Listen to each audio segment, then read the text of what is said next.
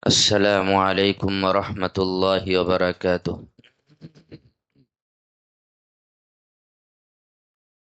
الحمد لله الحمد لله نحمده ونستعينه ونستغفره ونؤمن به ونتوكل عليه ونعوذ بالله من شرور أنفسنا وسيئات أعمالنا. من يهده الله فلا مضل له ومن يضلله فلا هادي له. أشهد أن لا إله إلا الله وحده لا شريك له، وأشهد أن سيدنا ومولانا محمدا عبده ورسوله، أرسله بالحق بشيرا ونذيرا وداعيا إلى الله بإذنه وسراجا منيرا. أما بعد فأعوذ بالله من الشيطان الرجيم. بسم الله الرحمن الرحيم.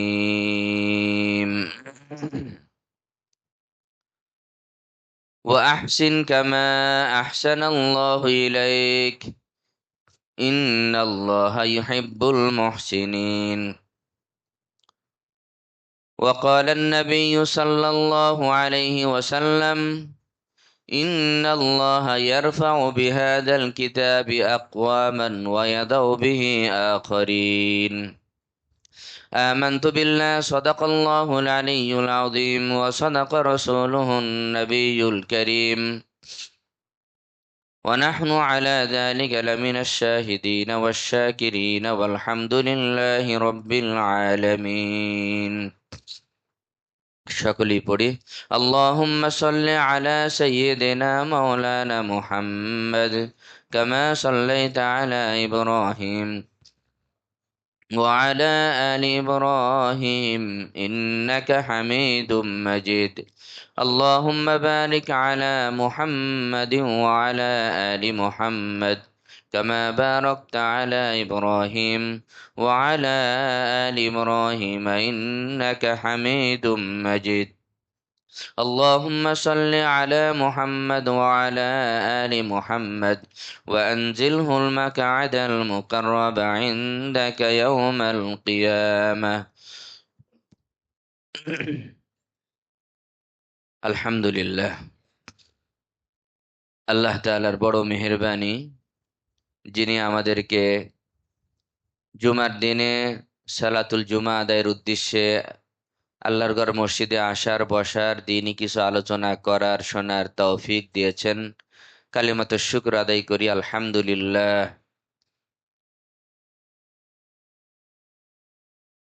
আসলে দুনিয়া পরীক্ষার জায়গা। আমরা প্রত্যেকেই পরীক্ষার হলে অবস্থান করছি। আমরা পরীক্ষার্থী। হাদিস শরীফের মধ্যেও বলা হয়েছে, আদ-দুনিয়া দারুল ইমতিহান। দুনিয়া হলো পরীক্ষার জায়গা, পরীক্ষার ঘর। এখানে আমরা পরীক্ষা দিতে এসেছি। আমাদের জীবনের প্রত্যেকটি মুহূর্ত হিসাব করে গুনে গুনে কাজে লাগাইতে হবে। পরীক্ষার হলে যেমন স্টুডেন্ট, ছাত্র তার সময়গুলো খুব হিসাব করে ব্যয় করে, কাজে লাগায়। সময় যত পার হতে থাকে মনে হয় কলমের জোর ততই বাড়ে। পরীক্ষার হলে 3 ঘন্টা সময় থাকলে প্রথম 1.5 ঘন্টায় যেই কয় পৃষ্ঠা লেখে, প্রথম 2 ঘন্টায় যদি 8 পৃষ্ঠা লেখে, শেষের 1 ঘন্টাতে 10 পৃষ্ঠা লেখে। তাই না? এমনই তো আমরা সবাই তো এই স্তরগুলো পার হয়ে আসছি। মানে আফসোস করতে থাকে, সময় শেষ, আমার তো লিখতে হবে অনেক কিছু। সময় শেষ, পাস করতে হলে তো আমাকে অনেক বেশি লিখতে হবে, অনেক কিছু লিখতে হবে। আবার শুধু বেশি লিখলেও হবে না, আনসারটাও সঠিক হতে হবে। সঠিকভাবে অনেক কিছু লিখতে হবে। লেখাটা ভারী হতে হবে, সঠিক হতে হবে। তাহলে পরীক্ষায় পাশ করা যাবে, ভালো রেজাল্ট করা যাবে। সময় যত পার হতে থাকে ততই তার মধ্যে আফসোস বাড়তে থাকে, আর তার কলমের জোরও বেড়ে যায়। খুব দ্রুত লিখতেই থাকে সে। প্রথম 2 ঘন্টায় যদি 10 পৃষ্ঠা লেখে, শেষের 1 ঘন্টাতে আরো 10 পৃষ্ঠা লেখে। তা আমরা দুনিয়ায় পরীক্ষার হলে অবস্থান করছি, আমরা পরীক্ষার্থী, স্টুডেন্ট, ছাত্র। সময় প্রায় আমাদের শেষের দিকে। এখন সময়গুলো আমাদের খুব হিসাব করে কাজে লাগাতে হবে। পরীক্ষার হলের মতো খুব দ্রুত লিখতে হবে। এজন্য আল্লাহ রাব্বুল আলামিন কুরআনুল কারীমের মধ্যে বলেছেন, ওয়াসারিউ ইলা মাগফিরাতিম মির রাব্বিকুম ওয়া জান্নাতিন আরদুহা কাআরদিস সামাই ওয়াল আরদ। ওয়াসারিউ ইলা মাগফিরাহ, আল্লাহ রাব্বুল আলামিনের মাগফিরাতের দিকে, যেই কাজ করলে তুমি ক্ষমা পাবে, ওই কাজের দিকে তুমি দ্রুত অগ্রসর হও। আসতে গেলে হবে না, প্রতিযোগিতা করো, দ্রুত দ্রুত অগ্রসর হও। ওয়াসারিউ ইলা মাগফিরাতিন ওয়া জান্নাতিন, আল্লাহ রাব্বুল আলামিনের মাগফিরাত এবং জান্নাতের দিকে খুব দ্রুত তোমরা অগ্রসর হও।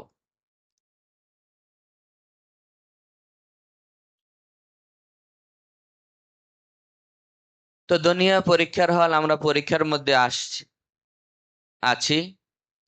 আল্লাহ রাব্বুল আলামিন কাউকে সুস্থতা দিয়ে পরীক্ষা করেন, কাউকে অসুস্থতা দিয়ে পরীক্ষা করছেন। আল্লাহ রাব্বুল আলামিন কাউকে অনেক ধন সম্পদ দিয়ে পরীক্ষা করছেন, আবার অনেককে আল্লাহ রাব্বুল আলামিন সম্পদ না দিয়ে পরীক্ষা করছেন। সবই পরীক্ষা। যাকে আল্লাহ রাব্বুল আলামিন দিয়েছেন ইমতিহানান, এটাও তার জন্য পরীক্ষা। আর যাকে আল্লাহ রাব্বুল আলামিন সম্পদ অধিক পরিমাণে দেননি, এটাও তার জন্য একটা পরীক্ষা। সুস্থতা আল্লাহ রাব্বুল আলামিনের নিয়ামত, এটাও পরীক্ষা, যে আল্লাহর শুকর আদায় করে কিনা। অসুস্থতা আল্লাহ রাব্বুল আলামিনের নিয়ামত, এটাও তার জন্য পরীক্ষা। সবই আল্লাহ রাব্বুল আলামিনের পরীক্ষা। আমরা এই দুনিয়াতে পরীক্ষা দিতে এসেছি, পরীক্ষার হল, কিন্তু আমরা পরীক্ষা দিতে চাই না। আমরা মনে করি যে সব সময় শুধু সুখ শান্তিতে স্বাচ্ছন্দ্যময় জীবন যাপন করব, সুখ শান্তিতেই থাকবো, কখনো আমার পেরেশানি আসবে না, কখনো আমার পরীক্ষা নিরীক্ষা আসবে না। আমরা এমন জীবন কাটাতে চাই, সকলেই এমন জীবন চাই। কিন্তু আল্লাহ রাব্বুল আলামিন বলেন যে আমি তো তোমাদের পূর্ববর্তীদের, আম্বে একরাম, সাহাবা একরাম, পূর্ববর্তীদেরকেও আমি পরীক্ষা করেছি। বিল বাসাই ওয়াজ যররা, ভালো অবস্থা দিয়ে, খারাপ অবস্থা দিয়ে, বিভিন্ন ভাবে আমি তোমাদের পূর্ববর্তীদেরও পরীক্ষা করেছি। তোমরাও পরীক্ষা নিরীক্ষার সম্মুখীন হবে, কিন্তু পরীক্ষায় পাশ করতে হবে। তো আল্লাহ রাব্বুল আলামিন কাউকে সম্পদ দিয়ে পরীক্ষা করেছেন পৃথিবীতে, আবার কাউকে অনেক ক্ষমতা দিয়ে, মানসাব দিয়ে, দায়িত্ব দিয়ে, বড় বড় পদ পদবি দিয়ে আল্লাহ রাব্বুল আলামিন পরীক্ষা নিরীক্ষা করেছেন। তা আমরা যদি কোরআনের দৃষ্টিতে, কোরআন সুন্নাহর দৃষ্টিতে আমরা যদি গবেষণা করি, তো পৃথিবীতে দেখা যাবে যে আল্লাহ রাব্বুল আলামিনের কোরআনের বিবরণ অনুযায়ী সবচেয়ে বেশি সম্পদ দিয়ে আল্লাহ রাব্বুল আলামিন পরীক্ষা করেছিলেন কারুনকে। আর ক্ষমতা দিয়ে আল্লাহ রাব্বুল আলামিন পরীক্ষা করেছিলেন ফিরআউনকে।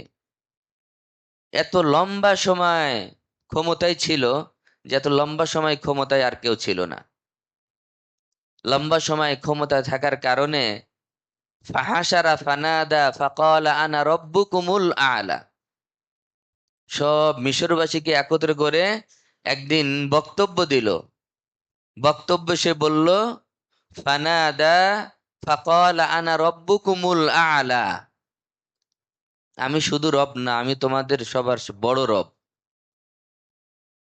শুধু রব দাবি করে নাই, যে আমি বড় রব। ওয়াকালা ফিরআউন ইয়া আইয়ুহাল মালাউ, এবং ফিরআউন একদিন মন্ত্রীবর্গদের নিয়ে বলছিল, মা আলিমতু লাকুম মিন ইলাহিন গাইরি, আমি ধারণা করি না যে আমি ছাড়া তোমাদের আর কোনো মাবুদ আছে। আমি ধারণা করি না যে আমি ছাড়া তোমাদের আর কোনো মাবুদ আছে।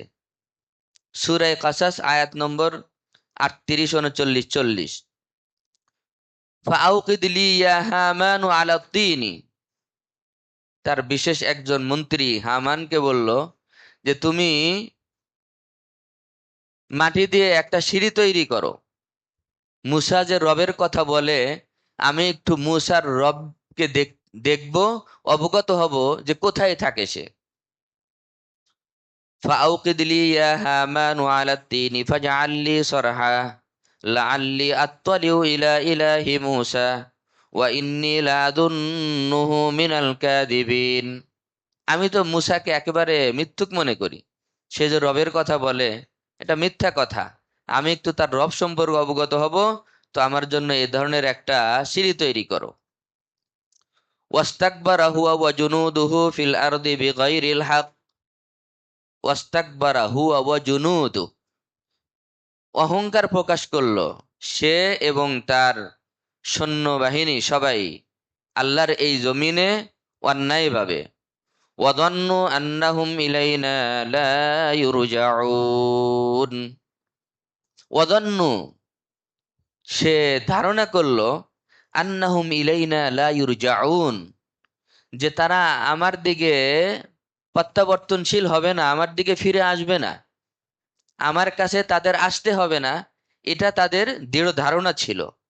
আর এই ধারণা থেকেই যত ধরনের অন্যায়, অবিচার, অহংকার সবকিছু সে প্রকাশ করলো। আল্লাহ রাব্বুল আলামিন বলেন, ফাআখাযনাহু ওয়া জুনুদাহু ফানাবাযনাহুম ফিল ইয়াম।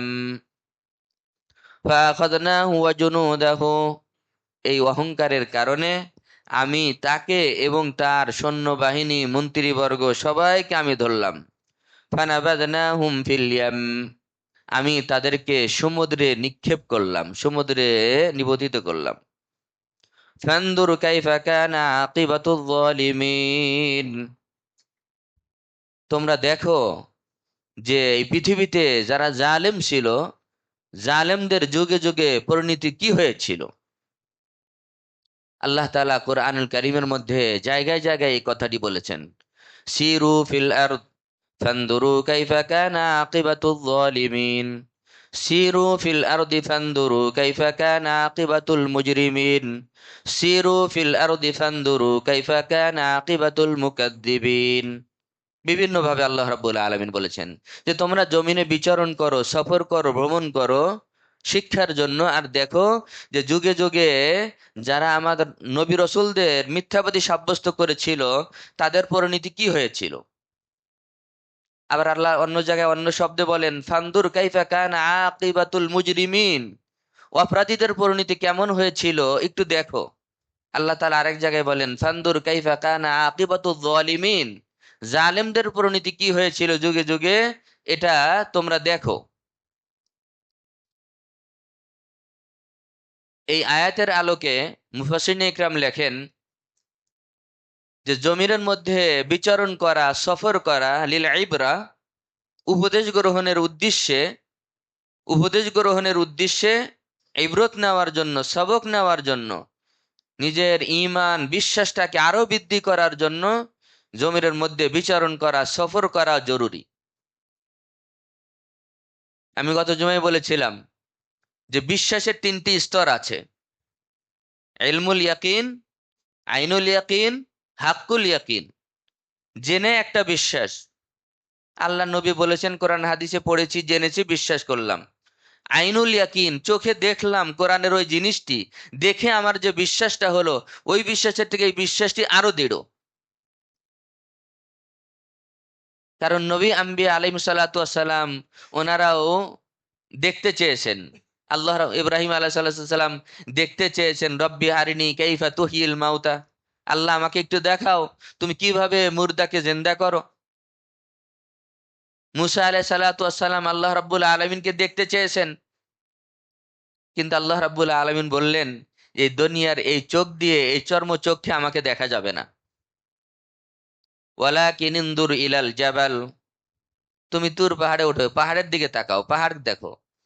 আমি এই পাহাড়ের উপরে শুধু তাজাল্লি দিব, আমি এই পাহাড়ের উপর শুধু আমার নূরের তাজাল্লি দিব। ফাইন ইস্তাকাররা মাকানাহু ফাসাউফা তারানি। পাহাড় যদি নিজের জায়গায় স্থির থাকতে পারে তাহলে তুমি আমাকে দেখতে পারবা। মানে পাহাড় যদি আমার নূরকে সহ্য করতে না পারে, পাহাড় যদি জ্বলে পুড়ে যায়, তাহলে তুমি কিভাবে আমাকে দেখবা? পাহাড় যদি আমার নূরকে বরদাস্ত করতে না পারে, তাহলে তুমি কিভাবে দেখবা আমাকে? এজন্য পাহাড়ের দিকে তাকো। আমি পাহাড়ের উপরে আমার তাজাল্লি, তাজাল্লি রব আল্লাহর তাজাল্লি, বলেন আমি আমার নূরের তাজাল্লি নিক্ষেপ করব, ঢালবো। পাহাড় ঠিক থাকলে তুমি দেখতে পারবা। ফালাম্মা তাজাল্লা রব্বুহু জাআলাহু দাক্কা। আল্লাহ রাব্বুল আলামিন যখন তুর পাহাড়ের উপরে আল্লাহর তাজাল্লি দিয়ে দিলেন, জাআলাহু দাক্কা,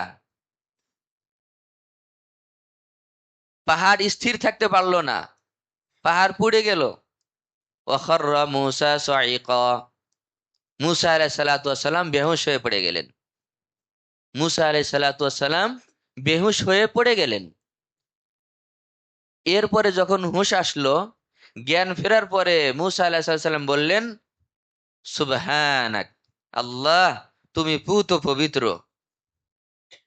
আমি তওবা করছি, আমি যে তোমাকে দেখতে চেয়েছি, তোমাকে তো দেখা আসলেই সম্ভব না।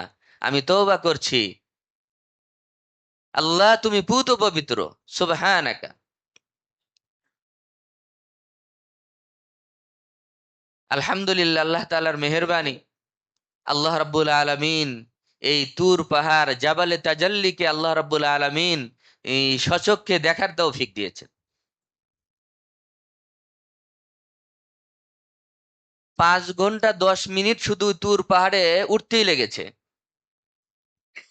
রাত 10টায় ওঠা শুরু করেছিলাম, তাহাজ্জুদের ওয়াক্তে সেখানে পৌঁছলাম 4:30 সম্ভবত। আমরা তাহাজ্জুদের সালাত আদায় করলাম তুর পাহাড়ের উপরে, যেখানে মূসা আলাইহিস সালাতু ওয়াস সালাম 40 দিন ইতিকাফ করেছিলেন, ইবাদত করেছিলেন, যেই গুহায়, ওই গুহাটি সুন্দরভাবে সংরক্ষিত আছে। এই জন্য শরীয়তের মধ্যে 40-এর একটা মহত্ব, একটা বিশেষত্ব আছে। 40 দিনের অনেকে আমল দেয়, এই যে চিল্লা, বিভিন্ন ভাবে 40-এর আমলের একটা বিশেষত্ব আছে। ইমামে গাজালি রহমাতুল্লাহি আলাই বলেন যে 40 দিন যদি কোনো একটা ব্যক্তি, উনি একটা আমলের কথা বলেন, যে আমলটি যদি কোনো ব্যক্তি 40 দিন ধারাবাহিক ভাবে এটা করতে পারে, তো 41তম দিনে আল্লাহর ওলির খাতায় তার নাম উঠে যাবে ইনশাআল্লাহ। উনি বলেন মুরাকাবাতুল মাউত, প্রতিদিন ঘুমানোর আগে ঘুমের ঘরে গিয়ে, বেডে গিয়ে লাইট বন্ধ করে, চোখ বন্ধ করে নির্জনে মৃত্যুর মুরাকাবা করা, মৃত্যুর কল্পনা করা, যে আমি হাসপাতালে ছিলাম, আমি ইন্তেকাল করেছি, আমি মৃত্যুবরণ করলাম, হাসপাতাল থেকে আমাকে আনা হলো, আর আমাকে আমার ঘরে, আমার বাড়িতে, আমার সেই বিছানায় আমাকে আর উঠানো হলো না, গ্যারেজ থেকে আমাকে এভাবে বিদায় করে দেওয়া হলো। কিছু মানুষ দাফন পর্যন্ত শরিক হলো, এরপরে দাফন শেষ করে আমাকে অন্ধকার কবরে রেখে সবাই ফেরত আসছে। এই যে মুরাকাবাতুল মাউত, মৃত্যুর মুরাকাবা, চিন্তা, এটা যদি আমরা প্রতিদিন একবার করে কমপক্ষে করতে পারি, গভীরভাবে একটু হাঁটতে ফিরতে, এমনিই না, একটু গভীরভাবে যদি এটা নিয়ে চিন্তা করি, তাহলে মৃত্যুর পরবর্তী জীবনের জন্য প্রস্তুতি, গুনাহ বর্জন করা, ইবাদত বৃদ্ধি পাবে, আমাদের জন্য বড় সহায়ক হবে।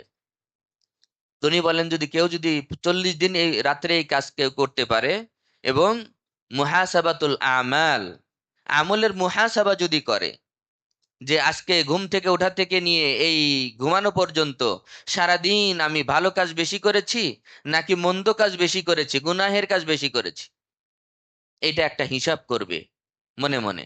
নিজের তা তো নিজে সবাই জানি আমরা। যদি ভালো কাজ বেশি হয়, ফাশাকার আল্লাহ, আল্লাহ তাআলার শুকর গুজার হবে, আল্লাহ তাআলা কৃতজ্ঞতা আদায় করবে। আর যদি মন্দ কাজের পরিমাণ সারাদিন বেশি হয়ে থাকে, ফাস্তাগফারা ওয়া আনাবা ইলাই, আল্লাহর কাছে তওবা করবে, আল্লাহর দিকে মুতাওয়াজ্জহ হবে, আর এই নিয়ত করে ঘুমাবে যে আল্লাহ, ঘুম তো একটা মৃত্যুর মতোই, অর্ধেক মৃত্যু।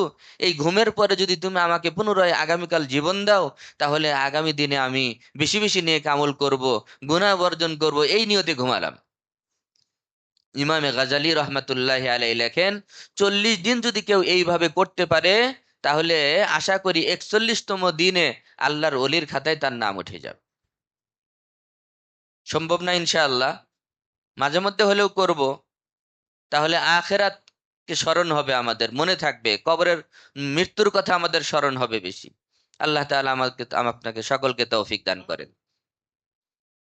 তো আল্লাহ রাব্বুল আলামিন সেই তুর পাহাড়ে উঠালেন, 7 কিলোমিটার উঁচা, 5-6 তলা। আমরা যদি লিফট ছাড়া, আমরা যদি সিঁড়ি বয়ে উঠি, হার্টবিট বেড়ে যায়। আল্লাহ তাআলার বিশেষ কুদরতে আল্লাহ তাআলা সেই জায়গায় পৌঁছাইলেন, দেখাইলেন। মনে হচ্ছিল 14 তারিখের চাঁদ ছিল, এই পরশু বুধবারের আগের বুধবার দিবাগত রাত, 14 তারিখের চাঁদ ছিল। চাঁদের আলোতে আমরা উঠলাম, উঠে মনে হচ্ছিল যে তারকারাজি আর চাঁদগুলো যেন মাথার উপর দিয়ে ঘুরছে। আলহামদুলিল্লাহ, আমরা সেখানে তাহাজ্জুদের সালাত আদায় করার পরে 5 মিনিট অপেক্ষা করে ফজরের ওয়াক্ত হলো, মুয়াজ্জিনে আসলো। ছোট্ট মসজিদ, 10 থেকে 12 জন সালাত আদায় করা যায়। পাশে একজন থাকে, সেই ইমাম, সেই মুয়াজ্জিন। তা আমি তাকে বললাম যে তুমি অনুমতি দাও, এই কোহে তুরে আল্লাহ রাব্বুল আলামিন যেখানে, জাবালে তাজাল্লি, আল্লাহ রাব্বুল আলামিন যেখানে তাজাল্লি দিয়েছেন, এই বরকতময় জায়গায়, এই বরকতময় পাহাড়ে, আসমানের কাছাকাছি, এই জায়গায় আল্লাহর কালেমাটাকে আমি একটু বুলন্দ করি, উঁচু করি, আমাকে একটু সুযোগ দাও, আমি আজানটা দেই। বলে যে ঠিক আছে, আজান দাও। আলহামদুলিল্লাহ, আমি আজান দিলাম, ফজরের সালাতের আজান দিলাম। এরপরে একটু পরে নামাজের ওয়াক্ত সুন্নাত পড়ার পরে সে নিজের থেকেই বললো যে তুমি নামাজ পড়াও, ইমামতি করো। তুর পাহাড়ের মসজিদে সালাতুল ফজরে ইমামতি করলাম। প্রথম রাকাতে সাব্বিহিসমা রব্বিকাল আলা, দ্বিতীয় রাকাতে তার কোন সূরা পড়েছি মনে নাই। এইটা হলো আইনুল ইয়াকিন। আমরা তো আগে কিতাব কোরআনে পড়েছি, তুর পাহাড়ের কত আলোচনা আছে, বনি ইসরাইলের কত আলোচনা আছে। মুসা আলাইহিস সালাতু ওয়াস সালামের কথা কোরআনে কারিমের মধ্যে প্রায় 70 জায়গায় আল্লাহ রাব্বুল আলামিন আলোচনা করেছেন। এখন, আগে তো আমাদের জেনে বিশ্বাস ছিল, এখন আইনুল ইয়াকিন হয়ে গেল।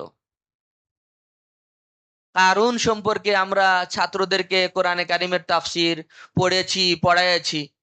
তো যখন কোরআনে কারিমের এই আয়াত আসতো, ফাখাসাফনা বিহি ওয়া বিদারিহিল আরদ, ফাখাসাফনা বিহি ওয়া বিদারিহিল আরদ, যে আল্লাহ রাব্বুল আলামিন বলেন ফাখাসাফনা বিহি ওয়া বিদারিহি আল আরদ, আমি তাকে তার ধন সম্পদ, অর্থ সম্পদ, ঘর বাড়ি সহ ভূগর্ভে আমি ধসে দিলাম।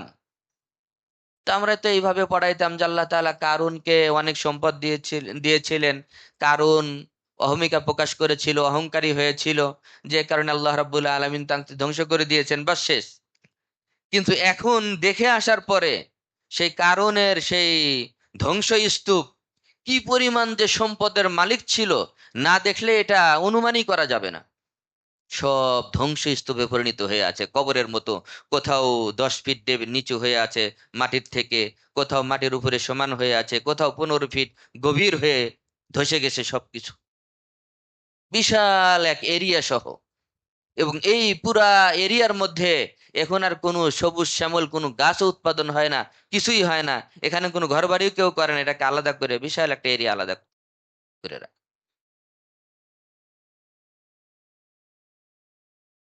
এজন্য আল্লাহ রাব্বুল আলামিন কাউকে সম্পদ দিয়ে পরীক্ষা করেন, কাউকে পদ পদবি দায়িত্ব দিয়ে পরীক্ষা করেন। ফিরাউনকে আল্লাহ রাব্বুল আলামিন পরীক্ষা করেছিলেন পদ পদবি, বাদশাহাত, রাজত্ব দিয়ে। আর কারুনকে আল্লাহ রাব্বুল আলামিন পরীক্ষা করেছিলেন অর্থ সম্পদ দিয়ে। কি পরিমাণ অর্থ আল্লাহ রাব্বুল আলামিন তাকে দিয়েছিলেন? ইন্না কারুন কানা মিন কওমি মূসা ফাবাগা আলাইহিম। আল্লাহ রাব্বুল আলামিন বলেন, সূরা কসস থেকে আমি পড়ছি, 76, 77, 78, 79, 80। এই লম্বা কয়েক আয়াতের মধ্যে আল্লাহ রাব্বুল আলামিন কারুন সম্পর্কে এখানে আলোচনা করেছেন। আল্লাহ রাব্বুল আলামিন বলেন, ইন্না কারুনা কানা মিন কওমি মূসা।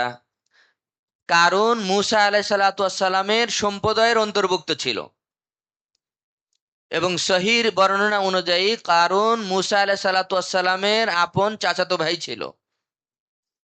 কারুন মূসা আলাইহিস সালাতু ওয়াস সালামের চাচাতো ভাই ছিল। বাবার নাম তো ভিন্ন ভিন্ন হবে, কিন্তু দাদার নাম গিয়ে এক। কারুন মূসা আলাইহিস সালামের চাচাতো ভাই। এবং জানলে অবাক হবেন যে কারুন সে তাওরাতের হাফেজ ছিল। সহিহ রিওয়ায়াতের মধ্যে আসছে এগুলো। কারুন তাওরাতের হাফেজ ছিল। ওয়াকানা ইয়াকরাউ তাওরাত বিহুসনি সাউতি। এবং খুবই সুন্দর, মানে তেলাওয়াত করতে পারতো সুন্দর কণ্ঠে। খুবই সুন্দর কণ্ঠে সে তাওরাত তেলাওয়াত করত। তাওরাতের হাফেজ ছিল, অনেক বড় জ্ঞানীও ছিল। কিন্তু ওয়াকানা মুনাফিকান, সে ছিল মুনাফিক মার্কা। এবং ফেরাউনের পক্ষ থেকে ফেরাউনের মিশন বাস্তবায়নের দায়িত্ব ছিল বনি ইসরায়েলের উপরে, কারুনের উপরে ন্যস্ত ছিল। এবং তারা দুজন কিন্তু ফেরাউন এবং কারুন এক সময় ছিল। অল্প সময় আগে পরে তাদের এই আযাব এবং মৃত্যুর ঘটনা ঘটেছে। কিতাবের মধ্যে লেখা হয় কারিবাম সাওয়ান, যে তাদের দুজনের উপর আল্লাহর আযাব এবং দুজনের মৃত্যু আগে পরে বলা খুব কঠিন, তবে খুবই কাছাকাছি ছিল। তো দেখেন, তাওরাতের হাফেজ ছিল, তাওরাত অত্যন্ত সুন্দর কণ্ঠে তাওরাত তেলাওয়াত করতে পারত, নবীর বংশের, নবীর চাচাতো ভাই ছিল, কিন্তু কোনো কিছুতেই কোনো লাভ হয়নি। আসল পরিচয় হলো ইন্না আকরামাকুম ইনদাল্লাহি আতকাকুম। আল্লাহ রাব্বুল আলামিন বলেন, ইন্না আকরামাকুম ইনদাল্লাহ, আমি আল্লাহর কাছে তোমরা সম্মানের মানদণ্ড হবে হলো, সম্মানিত হবে যে আতকাকুম, তোমাদের মধ্যে যে যত তাকওয়াওয়ালা হবে, খোদা ভীতি যার মধ্যে যত বেশি থাকবে, যে তত খোদা ভীরু হবে, সে আমার কাছে তত প্রিয় হবে। কে তুমি, কার বংশের, তুমি কার চাচাতো ভাই, কার খালাতো ভাই, কার কি, এই সব পরিচয়ের আমার কাছে কোনো দাম নাই। ইন্না কারুনা কানা মিন কওমি মূসা ফাবাগা আলাইহিম। কারণ ফাবাগা আলাইহিম, মূসা আলাইহিস সালাতু ওয়াস সালাম এবং তার সম্প্রদায়ের উপরে জুলুম করা শুরু করলো, অহংকার করা শুরু করলো, জুলুম অত্যাচারী হয়ে গেল, সে অত্যাচার করা শুরু করলো। কারুনের কি কি অপরাধ ছিল? একটা তো সে ফাবাগা আলাইহিম, জালামা আলাইহিম ওয়াস্তাকবারা, সে অহংকারী হলো, অহংকার প্রকাশ করলো, সে জুলুম অত্যাচার করলো। কিন্তু তার উপরে এই আযাব আসার যেটা মূল কারণ ছিল, তার উপরে এই আল্লাহর আযাব আসার যেটা মূল মৌলিক একটা কারণ ছিল, আল্লাহ রাব্বুল আলামিন কিন্তু শুধু আল্লাহর হক নষ্ট করার কারণে এত বড় আযাব কোনো মানুষকে, কোনো বান্দাকে আল্লাহ রাব্বুল আলামিন দেন না, যতক্ষণ না বান্দার উপরে জুলুম করে, সীমা লঙ্ঘন করে। যখন বান্দার উপরে জুলুম করে, কোনো নবী ওলির সাথে বেয়াদবি করে, সীমা লঙ্ঘন করে, তার আগ পর্যন্ত আল্লাহ রাব্বুল আলামিন পাকড়াও করেন না। একজন নামাজ কম পড়ে, তার মধ্যে বিনয় আছে, সে বুঝে যে আমি এটা ঠিক করছি না, আল্লাহর হকের মধ্যে অনেক ত্রুটি করে, আল্লাহ রাব্বুল আলামিন সাধারণত, আল্লাহ রাব্বুল আলামিনের উসুল এটা, আল্লাহ রাব্বুল আলামিনের অভ্যাস, আদত, নিজাম, আল্লাহ রাব্বুল আলামিন আল্লাহর হকের মধ্যে ত্রুটি বিচ্যুতি করার কারণে আল্লাহ রাব্বুল আলামিন সাধারণত পাকড়াও করেন না এভাবে। আল্লাহ রাব্বুল আলামিন পাকড়াও করেন যখন সীমা লঙ্ঘন করে, মানুষের হক নষ্ট করে, মানুষের উপরে জালেম করে, জালেম হয়ে যায়, যখন নবী ওলির সাথে বেয়াদবি করে, আল্লাহ রাব্বুল আলামিন তখন পাকড়াও করে। তো কারুনের অনেক অপরাধ, কিন্তু আল্লাহ রাব্বুল আলামিন পাকড়াও করলেন কোন দিন? হাদিস শরীফের মধ্যে ঘটনা আসছে, ওয়াকে আসছে, যে কোন দিন আল্লাহ রাব্বুল আলামিন কারুনকে এইভাবে পাকড়াও করলেন যে জমিনে ধসায় দিলেন। সেই ঘটনাটি ছিল, মূসা আলাইহিস সালাতু ওয়াস সালাম একদিন সম্প্রদায়ের লোকদের নিয়ে শরীয়তের বিধিবিধান উনি শোনাচ্ছিলেন, তাওরাতের বিধান উনি শোনাচ্ছিলেন। তাওরাতের বিধান শোনাতে শোনাতে এক পর্যায়ে কোরআনেরও যে বিধান এই ক্ষেত্রে, তাওরাতও সেই বিধান ছিল যে বিবাহিত পুরুষ বিবাহিতা মহিলা তারা যদি জেনা ব্যভিচারে লিপ্ত হয় তাহলে তাদেরকে পাথর মেরে হত্যা করতে হবে, এটা শরীয়তের শাস্তি। তাওরাতে এটা ছিল। মুসা আলাইহিসসালাম একদিন সম্প্রদায়ের বনি ইসরায়েলের অনুসারীদেরকে নিয়ে যখন তাওরাতের এই বিধান শোনাচ্ছিলেন, তখন কারুন কি করেছে, তখন কারুন এক জানিয়া মহিলা, ব্যভিচারী এক মহিলাকে ঠিক করেছিল অনেক পরিমাণে টাকা পয়সা দিয়ে ঠিক করেছে যে তুমি মুসার উপরে জেনার তহমত দেবে, অপবাদ দেবে। তো যখন অনেক সম্প্রদায়ের অনেক লোকের মাঝে যখন মুসা আলাইহিসসালাম এইভাবে কথা বলছিলেন, তখন আল্লাহর নবীকে যখন অপদস্থ করেছে, অপমানিত করার চেষ্টা করেছে, আল্লাহ রাব্বুল আলামিন তখন তার উপরে আযাব দিয়ে দিলেন। তখন এই জানিয়া মহিলা অনেক বড় অঙ্কের টাকা পেয়ে এই কারুনের পক্ষ থেকে সে ওই মজলিসে দাঁড়ালো যে আচ্ছা, আপনি যে শাস্তির কথা শোনালেন, তাওরাতের যে শাস্তি, এই শাস্তি কি সবার জন্যই? বলে হ্যাঁ, সবার জন্য। বলে আপনি যদি এই ধরনের কাজে লিপ্ত হন আপনার জন্য? বলে হ্যাঁ, আমি লিপ্ত হলে আমার জন্য। তখন সে বলল নাউজুবিল্লাহ নাউজুবিল্লাহ, যে আপনি তো আমার সাথে এই কাজ করেছেন, তাহলে আপনার শাস্তি তো এটা হওয়া উচিত। এই ধরনের অপমান বরদাস্ত করতে না পেরে তখন মুসা আলাইহিসসালাম আল্লাহর কাছে ফরিয়াদ করলেন, আল্লাহ, আপনি এই কারুনকে আল্লাহ রাব্বুল আলামিন শাস্তি দেন। এখানে রিওয়ায়াতের মধ্যে, হাদিসের বর্ণনায় আরো অনেক কথা আছে।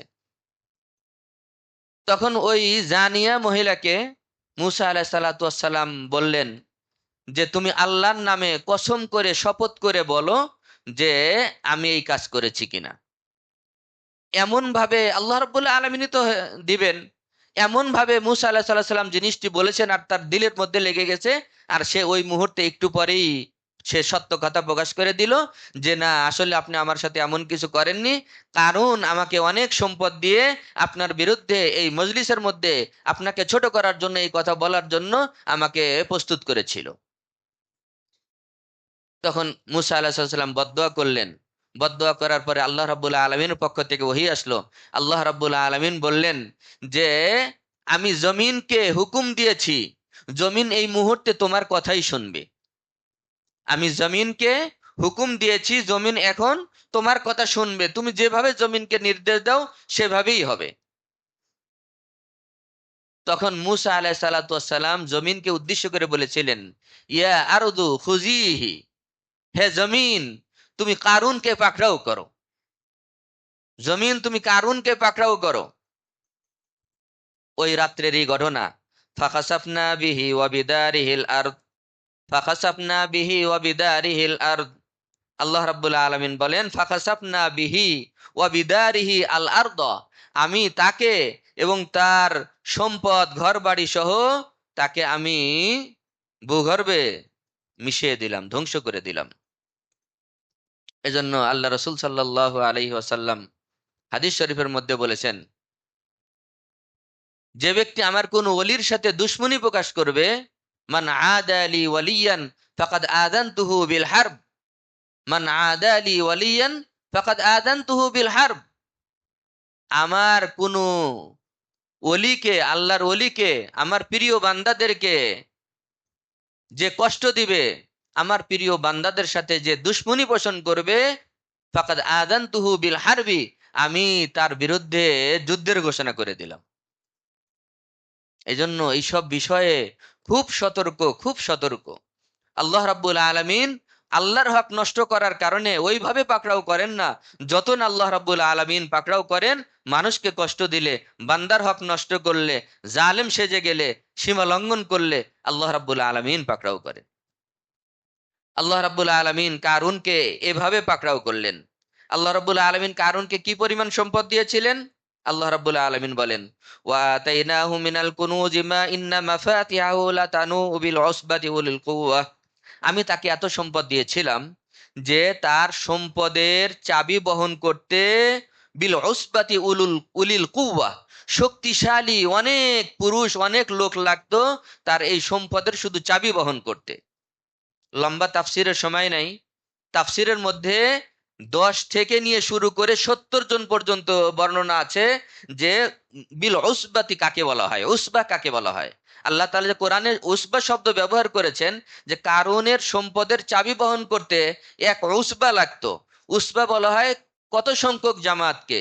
তো এখানে 10 থেকে নিয়ে 70 জন পর্যন্ত রেওয়ায়েত আছে তাফসিরের মধ্যে, যে 10 থেকে 70 জন পর্যন্ত উলিল কুওয়া, আল্লাহ বলেন যে শক্তিশালী মানুষ তার চাবি বহন করতেই অক্ষম হয়ে যেত, তাদের কষ্ট হতো। সম্পদের শুধু চাবি, চাবি, গোডাউনের চাবি, সম্পদ বহন করতে না, গোডাউনের চাবি বহন করতে।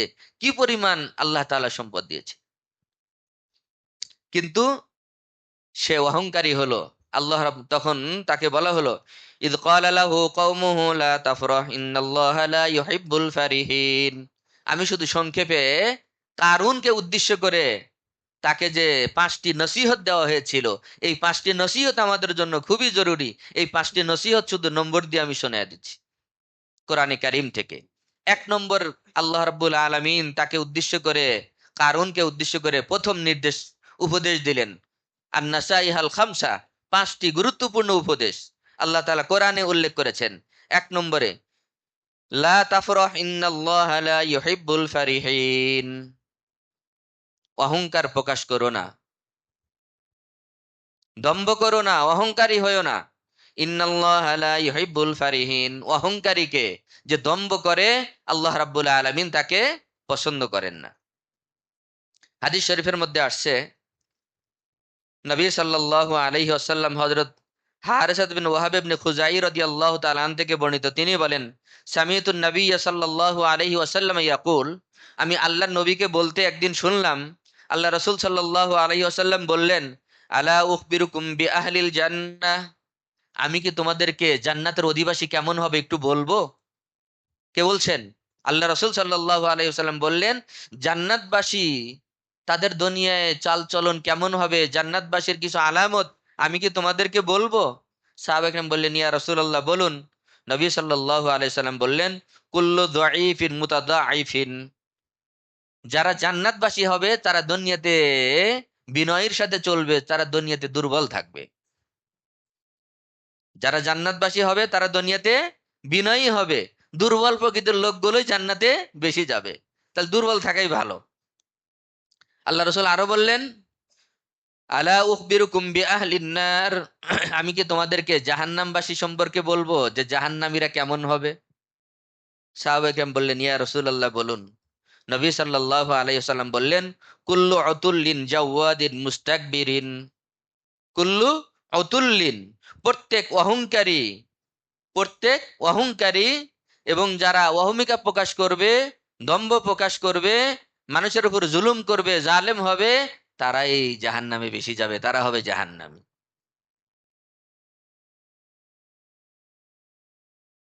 এই জন্য জান্নাতবাসী সম্পর্কে আল্লাহ রাব্বুল আলামিন আল্লাহ রাসূল সাল্লাল্লাহু আলাইহি ওয়াসাল্লাম আরেকটি riwayতের মধ্যে বলেছেন যে আহলুল জান্নাতি বুলহুম, জান্নাতবাসীরা দুনিয়াতে একটু সরল সোজা হবে। যারা জান্নাতি হবে তারা জয়ীফ হবে, বিনয়ী হবে, এবং তারা একটু কি হবে, সরল সোজা হবে, এরা হবে জান্নাতি। তো আল্লাহ রাব্বুল আলামিন কারুনকে 5টি উপদেশ দিয়েছিলেন। 1 নম্বর উপদেশ হলো, যা পেয়েছো আল্লাহর শুকর আদায় করো, অহংকারী হয়ো না, দম্ভ প্রকাশ করো না। দ্বিতীয় উপদেশ দিলেন, ওয়াবতাগি ফীমা আতাকাল্লাহু আদ-দারাল আখিরাহ, আল্লাহ রাব্বুল আলামিন তোমাকে যা দিয়েছেন আখিরাত তালাশ করার জন্য দিয়েছেন, দুনিয়া সব ভোগ করার জন্য না। তুমি এখান থেকে, এর মধ্যে থেকে তোমার এই সম্পদ দিয়ে তুমি আখিরাত কামাও, আখিরাত তালাশ করো। এই একটা উপদেশ দিলেন। দ্বিতীয় উপদেশ ছিল। তৃতীয় উপদেশ ছিল কি, ওয়ালা তানসা নাসিবাকা মিনাদ দুনিয়া, তবে তুমি দুনিয়াটাও ভুলো না। দুনিয়াতে তোমার স্বাভাবিকভাবে এই তোমার ভোগ করতে যতটুকু লাগে তুমি এতটুকু তুমি ভোগ করো। চতুর্থ উপদেশ ছিল, ওয়া আহসিন কামা আহসানাল্লাহু ইলাইক, তুমি দুনিয়াবাসীর উপরে, মানুষের উপরে রহম করো, ইহসান করো, যেমন আল্লাহ তাআলা তোমাকে সম্পদ দিয়ে আল্লাহ তাআলা তোমার উপরে ইহসান করেছেন। তুমি মানুষের উপরে দয়াবান হও, দয়াশীল হও, তুমি জালেম হও না, মানুষের উপরে জুলুম অত্যাচার করো না। পঞ্চম নম্বর উপদেশ ছিল, আল্লাহ রাব্বুল আলামিন উপদেশ দিয়েছিলেন, ওয়ালা তাবগিল ফাসাদা ফিল আরদ, ওয়ালা তাবগিল ফাসাদা ফিল আরদ, তুমি জমিনের মধ্যে ফাসাদ সৃষ্টি করো না, জমিনের মধ্যে তুমি ফিতনা সৃষ্টি করো না, ফাসাদ সৃষ্টি করো না। ইন্নাল্লাহা লা ইউহিব্বুল মুফসিদিন, আল্লাহ রাব্বুল আলামিন মুফসিদকে, যারা ফাসাদ সৃষ্টি করে, বিশৃঙ্খলা সৃষ্টি করে, আল্লাহ রাব্বুল আলামিন তাদেরকে পছন্দ করেন না। আল্লাহ রাব্বুল আলামিন কোরআনুল কারীমের মধ্যে এই 5টি উপদেশ দিয়েছিলেন। অহংকারী হইও না। আল্লাহ তাআলা যাকে যা দিয়েছেন এটার মধ্যে থেকে তুমি আখিরাত কামাও। তুমি তোমার দুনিয়াটাকে ভুলো না। হালাল পথে যতটুকু তোমার ভোগ করতে লাগে অতটুকু তুমি ভোগ করো, বাকিটা আখিরাতের জন্য জমা করে যাও। ইহসান করো তুমি মানুষের উপরে, যেমন আল্লাহ তাআলা তোমার উপরে ইহসান করেছেন। পঞ্চম উপদেশ ছিল, ওয়ালা তাবগিল ফাসাদা ফিল আরদ, জমিনের মধ্যে তুমি ফাসাদ, ফিতনা সৃষ্টি করো না। আল্লাহ তাআলা ফাসাদ সৃষ্টিকারীকে আল্লাহ তাআলা পছন্দ করে না। কিন্তু এই সব ওয়াজ উপদেশের উত্তরে কারুনে কি বলেছিল? কারুন বলে, ক্বালা ইন্নামা উতিতুহু আলা ইলমিন ইনদি, আল্লাহ কি দিয়েছে? নাউজুবিল্লাহ। ইন্নামা উতিতুহু আলা ইলমিন ইনদি, আমি তো আমার জ্ঞান, গর্ব, মেধা, পড়াশোনা, হ্যাঁ, ব্যবসা বাণিজ্য নিয়ে আমি পড়াশোনা করেছি। এই পড়াশোনা করে আমি আমার জ্ঞান, গর্ব, মেধা সবকিছু ব্যয় করে, অনেক কষ্ট করে ব্যবসা বাণিজ্য করে আমি এত সম্পদের মালিক হয়েছি। আর হুজুরে বলে সব আল্লাহ দিয়েছে। কারণে কি বললো? ইন্নামা উতিতুহু আলা ইলমিন ইনদি, আমি তো নিজের পক্ষ থেকে আমার জ্ঞান, গরিমা, বুদ্ধি, মাত্রা সবকিছু দিয়ে কষ্ট করে ব্যবসা বাণিজ্য করে আমি এগুলো সম্পদ কামাইছি, অর্জন করেছি। আল্লাহ কোথায় থেকে দিল? নাউজুবিল্লাহ। এটা ছিল কারুনের কথা। আল্লাহ রাব্বুল আলামিন আমাদেরকে এই নাসায় এবং উপদেশগুলো গ্রহণ করে পথ চলার তৌফিক দান করেন। আল্লাহ তাআলা আমাদেরকে বিনয়ী হওয়ার তৌফিক দান করেন। আল্লাহ তাআলা যাকে যা দিয়েছে এখান থেকে যেন আমরা আখিরাতকে ভুলে না যাই, আখিরাত তালাশ করতে পারি, এবং আমরা অহংকারী হব না, বিনয়ী হব। অহংকারের তো কিছু নাই। আল্লাহ তাআলা জ্ঞান, গরিমা, বুদ্ধি, পদ, পদবী, সম্পদ যা কিছু দিয়েছেন সব আল্লাহর দান। আচ্ছা, আল্লাহ যিনি দিয়েছেন একেবারে কি এটা চিরস্থায়ী, নাকি আবার নিতেও পারেন? নিতেও পারেন, নিতে কোনো সময়ও লাগে না।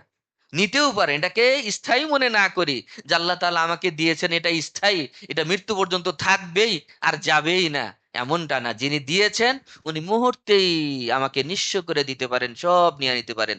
পদ পদবি নিতে পারেন, দায়িত্ব নিয়ে নিতে পারেন, সম্পদ নিতে পারেন, সুস্থতার নিয়ামত দিয়েছেন, এই নিয়ামতও নিয়ে নিতে পারেন, সব নিয়ে নিতে পারেন। আল্লাহ রাব্বুল আলামিন আমাকে, আপনাকে, আমাদের সকলকে বুঝার তৌফিক দান করেন। একটি এলান বলি, আগামীকাল বাংলাদেশ থেকেই, বাংলাদেশের জাতীয় পর্যায়ে, বাংলাদেশের প্রত্যন্ত অঞ্চল থেকে, সারা দেশ থেকেই লোকজন আসবে খতমে নবুয়তের মহাসম্মেলন। খতমে নবুয়ত এটা এমন একটি বিষয়, আসলে অনেকে মনে করে যে এটা শুধু হুজুরদের বিষয় বা আলেম ওলামাদের বিষয়। বিষয়টি এমন না। খতমে নবুয়তের আকীদা প্রত্যেক মুসলমানের ঈমান আকীদার সাথে সম্পৃক্ত। খতমে নবুয়তের আকীদায় যে বিশ্বাসী না হবে, সে পরিষ্কার সে মুসলমান না। মানে আমাদের নবী আখেরি নবী, শেষ নবী। এটার পরে তারপরে আর কোনো নবী আসবে না। আমি একদিন আলোচনা করেছিলাম, কোরআনে সুন্নায় পরিষ্কার পরিচ্ছন্ন। এবং যে এটার দাবি করবে সেও কাফের, এবং যে সমর্থন করবে সেও কাফের। এজন্য খতম নবুয়তের আকীদা কিন্তু রসুলের মহাব্বতের সাথে সম্পৃক্ত, আমাদের ঈমানের একটা অংশ। সুতরাং এই খতমে নবুয়তের আকীদা প্রথমত দিলের মধ্যে এটা পোষণ করতে হবে। এবং এই যে সম্মেলন হবে আগামীকাল সোহরাওয়ার্দী উদ্যানে, আমরা যদি সুযোগ পাই, যার সুযোগ হয়, আমরা এখানে নবীর যে আমরা আশেক, নবীর প্রেম, নবীর ভালোবাসা যা আছে, এই আকীদা আমরা লালন করি, পোষণ করি। এটার প্রকাশ করার জন্য আমাদের যাদের সুযোগ হয় আমরা এটাতে অংশগ্রহণ করার চেষ্টা করব। আল্লাহ রাব্বুল আলামিন আমাদেরকে তৌফিক দান করেন। ওয়া আখিরু দাওয়ানা আলহামদুলিল্লাহি রাব্বিল আলামিন। 4 রাকাত সুন্নাত মুআক্কাদা পড়ে নেই।